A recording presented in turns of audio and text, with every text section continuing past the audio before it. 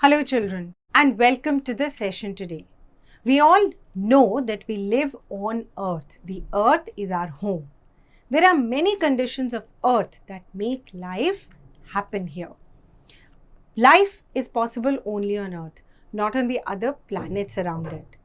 Now today in this chapter we are going to learn what are the different things that are present in the outer space beyond our home, the earth. We are going to learn from chapter number 17, Stars and the Solar System. So we know that when we look at the night sky, it is very fascinating. There are a number of trillions of stars that we see. Some are shining very brightly, some are not so bright. Some stars form some very interesting shapes and patterns. So what are all these? Let us begin by answering the question, what is the universe? So, the limitless region that extends beyond the Earth's atmosphere is called the universe. Now, what does this universe consist of? It consists of the stars, sun, planets, moons, comets, meteors, and all the other heavenly bodies. Now, in this universe, these millions of stars have galaxies. Now, what are galaxies? A galaxy is a vast collection of billions of stars, planets, dust, and gases. So, children, if you look at these pictures carefully given in your book, so this is basically the universe. It has got many stars in it. And within the universe, there are many galaxies. What are these galaxies? These are tiny groups of stars. So if you, for example, consider a city, within the city there are many areas. Within the areas there are many colonies. So just like that, within the universe there are many galaxies. Within these galaxies there are many solar systems or the system of planets and the sun. We also belong to one such galaxy which is known as the Milky Way galaxy, or as Akash Ganga as we call it in India. These stars, what are they? They are hot balls of fire. Now it is because of the hot gases that constantly burn in these stars that so much of heat and light is produced. But these stars appear very tiny to us because they are very far away from us. Children, the sun, which is also a star, is a few kilometers away from the earth. That is why you see the sun as so huge. And another nearest star, which is known as Proxima Centauri, can also be spotted in the sky. Now, since sun is a star, what are the planets? The planets are heavenly bodies that move around the sun.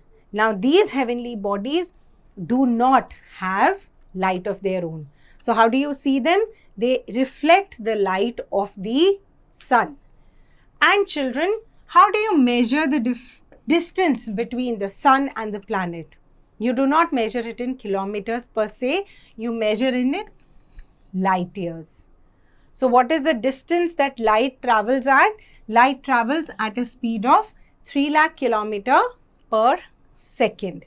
The light of the sun takes about 8 minutes and 19 seconds to reach the earth. Now, all these planets that revolve around the sun form the solar system. Now, out of these stars, there is a star that is used by sailors or mountaineers to spot north. This star is known as pole star. Now, what is fascinating about pole star is that the pole star seems to remain fixed at the north side of the earth. Children, the different stars form different kinds of shapes. These shapes are known as constellations. Now, some of them may appear to be like a lion, others may appear to be like a scorpion. What are these shapes called? They are known as constellations. They are very clearly visible, some during winter, some during April, May. Let us watch a video to understand about these constellations. Ursa Major or the Little Dipper bear or Laghu Saptarishi is a constellation of 7 prominent stars which form the shape of a dipper. The pole star is located at the end of the tail of Ursa Minor. Orion or Hunter is a very prominent constellation that is easy to locate in the night sky during winters. It has 7 to 8 bright stars which form the body of the Hunter. The 3 middle stars represent the belt of the Hunter. The brightest star in the sky, Sirius, lies close to Orion. To locate Sirius, imagine a straight line passing through the middle stars of Orion. Extend this imaginary line towards the east direction. This will lead to Sirius. Having learned about constellations, let's move on to the Sun and the solar system. So the Sun is the nearest star to Earth, and we know that it is made up of hot gases. Also, a nuclear fusion reaction occurs at the core of the Sun, where the temperature is about 15 million degrees centigrade. The Sun is about 1.4 million kilometers in diameter. So, this is 110 times the diameter of the Earth, and the temperature at the surface of the Sun is about 6000 degrees centigrade. We are also aware that there are 8 planets that revolve around the Sun, and together these planets and the Sun make up our solar system. Let us now understand about these planets one by one. Mercury is the planet closest to the Sun. It revolves around the Sun faster than any other planet. It has got many bowl-shaped holes called craters. Mercury is very hot during the day, about 400 degrees centigrade, due to which the heat is quickly lost at night and it becomes freezing cold, about minus 200 degrees centigrade. Venus is about the same size as the Earth. It is a very hot planet, about 480 degrees centigrade, even hotter than Mercury. This is because of the high percentage of carbon dioxide in its atmosphere, which causes heating to the greenhouse effect. Venus appears as the brightest planet in the morning or evening sky. Venus rotates from east to west. The Earth looks like a blue sphere with white streaks. Earth is a unique planet as it is the only planet on which life is known to exist. The atmosphere of the Earth contains nitrogen and oxygen. Oxygen is vital to life and nitrogen is part of every living organism. The right distance of the Earth from the Sun and the suitable atmosphere around it helps to maintain the right temperature on the Earth for survival. The Earth has a natural satellite, the Moon. Mars is a red rocky planet about half the size of Earth. Its surface is covered with craters and mountains.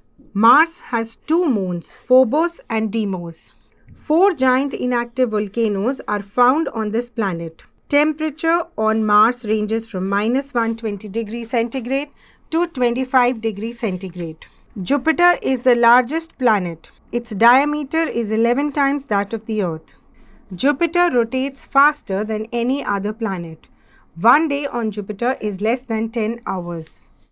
The most noticeable feature of Jupiter is the Great Red Spot, whose diameter is more than 3 times the diameter of the Earth. Saturn is the second largest planet. It is very cold. A series of wide rings revolve around the planet. These rings are composed of ice and dust. If Saturn is placed in a large ocean, it will float over it.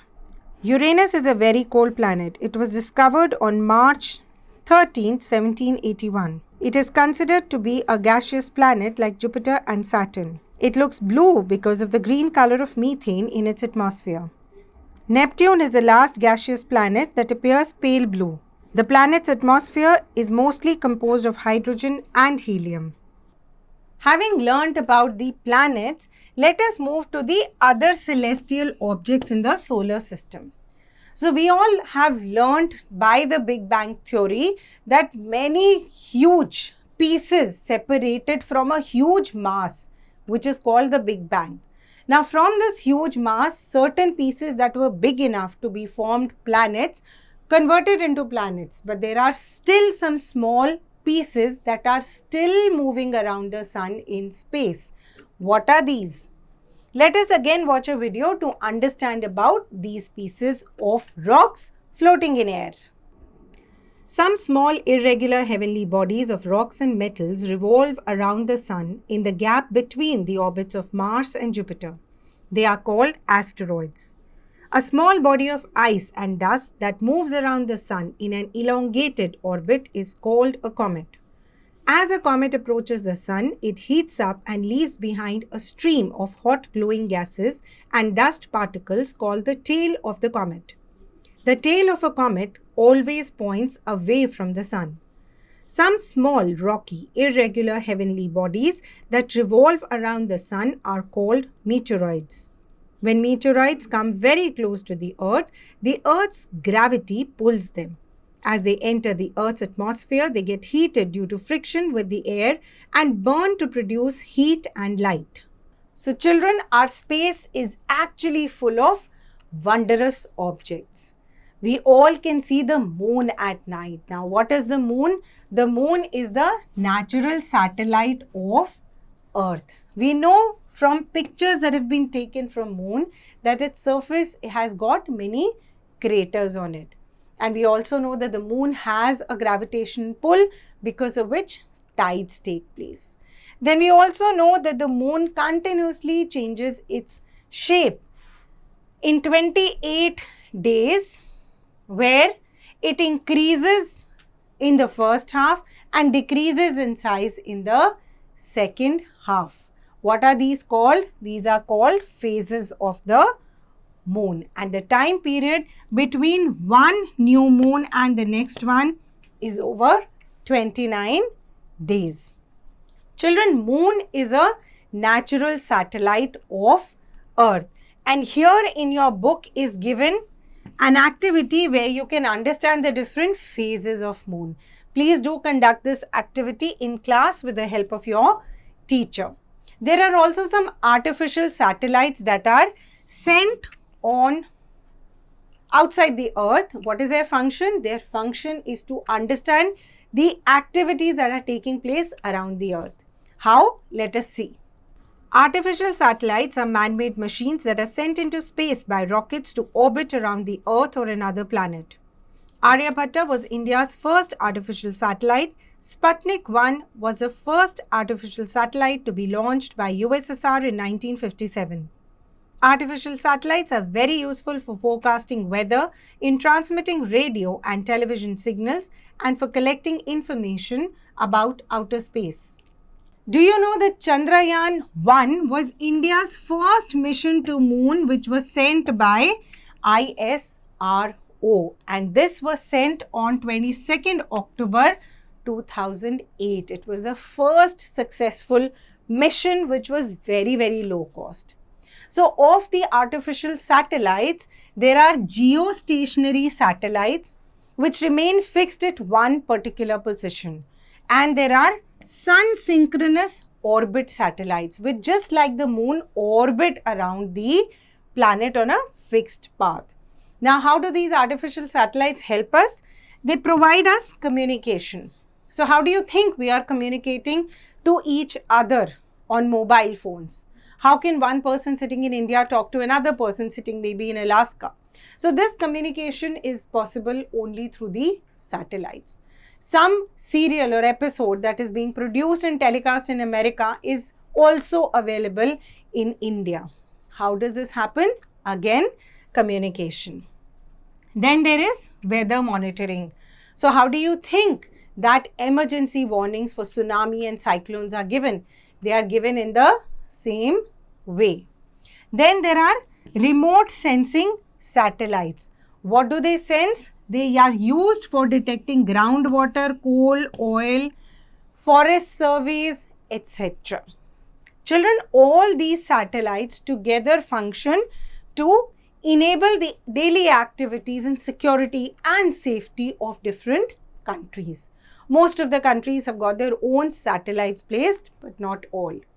So, children, the universe here we have understood consists of natural and man-made objects, and this is what makes the universe so wonderful.